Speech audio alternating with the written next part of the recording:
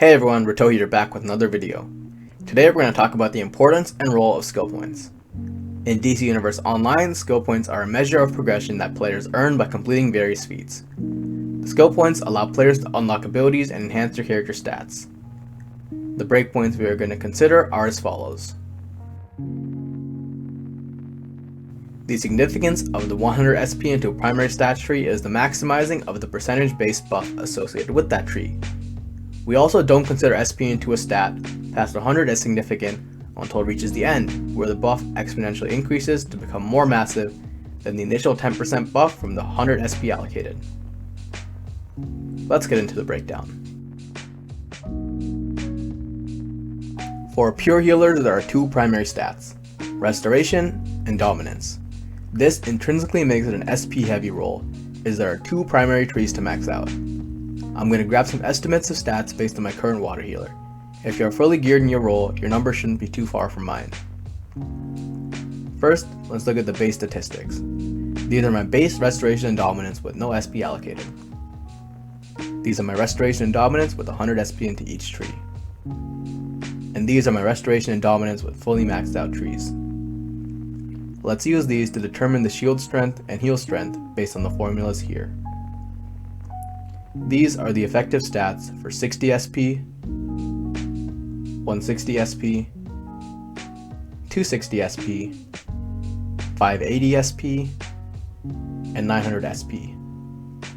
Now let's look at the effective percentage increases in shield strength and heal strength.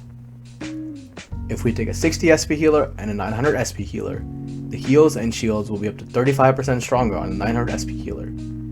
This is a pretty major difference, and while it won't affect the rate at which one drops greens, it may cause a tank or group to die to certain bosses or adds that hit harder in E+ raids. For tanks, there are potentially one or two primary stats depending on the power you pick. If you are a health-based tank, you would want to max out health. Take Rage or Fire for example. And if you are a shield-based tank, you'd want to max out Dominance and Restoration. Take Earth or Ice for example.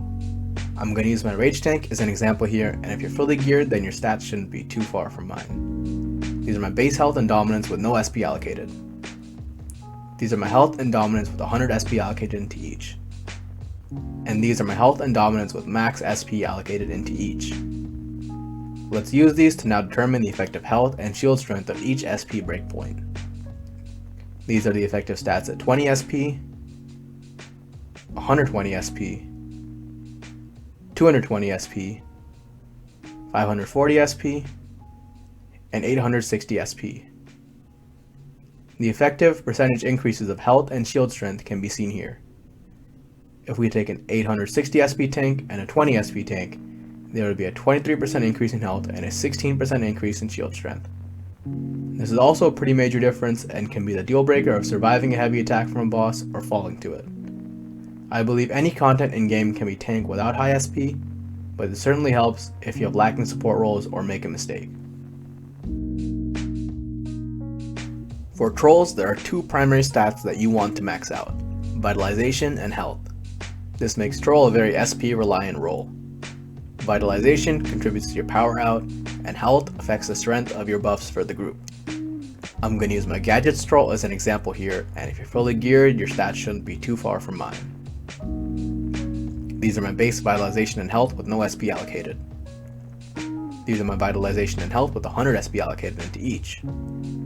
These are my Vitalization and Health with both trees maxed out. Now let's use these to determine the stats at every SP breakpoint. These are the stats at 60 SP, 160 SP, 260 SP, 580 SP, and 900 SP. The effective percentage increase of power out and buff strength can be seen here. If we take a 900 SP troll and a 60 SP troll, we can see that the buffs are 31% stronger and the power out is 28% more. This is a drastic difference and can cut the times of the run far lower by buffing your DPS more and being the breakpoint necessary to run Claw full time. You'll be able to fully rely on power over time, supercharge, and brand to supply the group with power. For DPS in the current meta, there is only one primary stat, Might. This makes DPS an easy to max out role. I'm going to go over different breakpoints here due to the lesser SP required. Let's use my gadget's DPS as an example for stats. If you're fully maxed out, then your stats shouldn't be too far from mine. This is my base might with no SP allocated. This is my might at 100 SP allocated. This is my might at 200 SP allocated. This is my might with 300 SP allocated. And this is my might with the max 420 SP allocated. These give the following SP breakpoints. We can use these to determine the effective percentage increases. The end result is that a 460 SP DPS would do 17% more damage than a DPS with 60 SP. While this is not a major change compared to the previous 3 rolls, it is still sizable enough to warrant the need for the SP. In conclusion, if you are a support role, your SP plays a pretty major difference in your effectiveness. If you are a DPS, then not only does it play a smaller role, but it is far easier to max out. That concludes the mini breakdown into the effectiveness of SP. If you have any questions, feel free to let me know, and I'll catch y'all in the next video. Cheers.